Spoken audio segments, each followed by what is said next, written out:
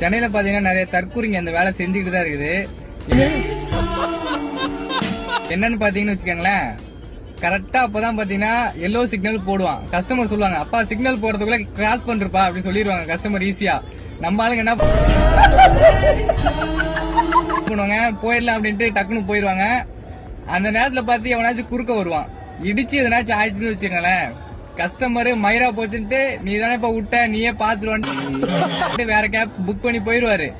அங்க மாட்டிட்டு முழிக்கிறது நம்மளாதான் இருப்போம். கஸ்டமர் 10 நிமிஷம் லேட்டா போய் இறக்கி விட்டாலும் பரவாயில்ல, அந்த தப்பை மட்டும் யாருமே பண்ணிடாதீங்க. அப்படி பண்ணிட்டீங்க, ஏதாச்சும் ஆக்சிடென்ட் ஆயிடுச்சு அப்படின்னா நீங்க தான் பார்த்தாகணும், உங்க வண்டிக்கு நீங்க தான் பார்த்தாகணும். சிக்னல் ஜம்பிங் பாத்தீங்கன்னா 5000 ரூபாய் ஃபைனு, அதையும் நீங்க தான் கட்டி ஆகணும். இடையில எவனாச்சும் விழுந்துட்டான்னு வச்சுங்களேன், அதுக்கு செலவு நீங்க தான் பாத்துக்காகணும். உங்க வண்டிக்கு ஏதாச்சும் அடிபடுச்சுன்னா அதையும் நீங்க தான் பார்த்தாகணும். சரிங்களா? வண்டி ஒரு மாசம் போய் ஷோரூம் நின்னுச்சுன்னா அந்த மாசம் உங்களால டியூ கட்ட முடியாது. வண்டி பைனான்ஸ்காரன் தான் கொடுத்துருவாங்க.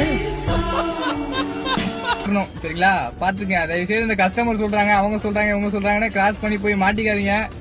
நேத்து கூட இந்த மாதிரி ஒரு சம்பவம் நடந்துச்சு, நான் பாத்துட்டு தான் வந்தேன். என்ன சொல்றேன்னு தெரியல, திருந்த மாட்டேங்கன்னு நினைக்கிறேன்.